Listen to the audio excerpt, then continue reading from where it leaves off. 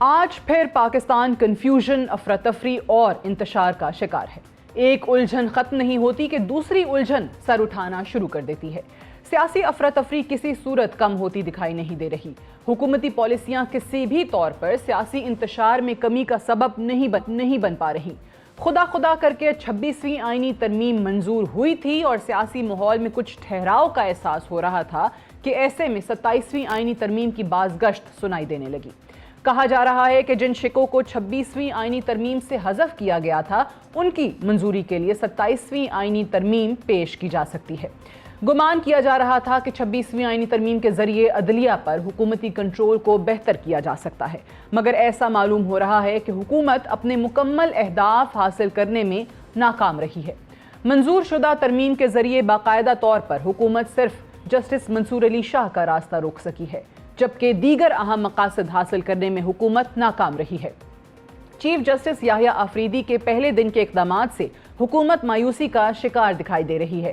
Justice منصور علی شاہ اور justice منیب اختر کے practice and procedure committee میں شامل ہونے سے حکومت اپنے اہداف حاصل کرنے میں ناکام رہی۔ حکومت کا خیال تھا کہ نئے چیف جسٹس کی تعیناتی کے بعد 2 سینئر ججز سائیڈ لائن ہو جائیں گے، مگر ایسا نہ ہو سکا۔ پھر سے وہ متحرک طریقے سے عدالتی نظام کا حصہ بن چکے ہیں۔ اسی طرح اگر آئینی بینچ کی تشکیل کی بات کی جائے تو جسٹس منصور علی شاہ اور جسٹس منیب اختر کو آئینی بینچ کا سربراہ بنایا گیا تو حکومت اپنے مقاصد حاصل کرنے میں ناکام رہے گی۔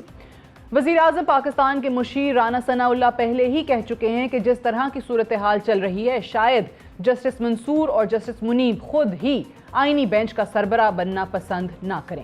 اس سے قبل رانا ثناءاللہ یہ بھی کہہ چکے ہیں کہ جسٹس منصور آئینی بینچ کے سربراہ نہیں ہوں گے، بلکہ جسٹس امین الدین یا جسٹس جمال مندوخیل آئینی بینچ کے سربراہ ہو سکتے ہیں۔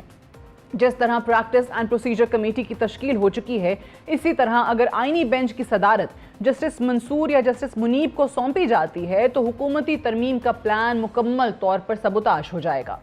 حذف شدہ اہداف یا مزید زیر غور اہداف کی بات کی جائے تو فوجی عدالتوں میں عام شہریوں کا ٹرائل، سپریم کورٹ میں ججز کی تعداد 17 سے 25 تک بڑھانا اہم اہداف میں شامل ہیں۔ حکومتی حلقوں کا ماننا ہے کہ سپریم کورٹ میں پارلیمان کے ذریعے لائے گئے ججز کی تعداد میں اضافہ ہونے سے عدلیہ پر کنٹرول میں بہتری آئے گی۔ دوسری جانب چیئرمین تحریک انصاف بیرسٹر گوہر کا کہنا ہے کہ جسٹس یحییٰ آفریدی کو چیف جسٹس آف پاکستان تسلیم کرتے ہیں، لیکن 26ویں آئینی ترمیم کو دل سے مسترد کرتے ہیں، جبکہ سیکریٹری جنرل بیرسٹر سلمان اکرم راجہ کا کہنا ہے کہ 26ویں آئینی ترمیم پوری قوم کا مسئلہ ہے، سب کو باہر نکلنا ہوگا۔ جلد قومی سطح پر ملک گیر تحریک کا اعلان کیا جائے گا۔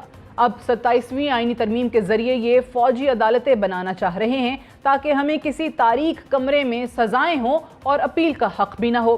ایسی صورتحال میں وہ 26ویں آئینی ترمیم کی منظوری کے بعد 27ویں ترمیم کو زیر غور لانا چاہیے یا نہیں۔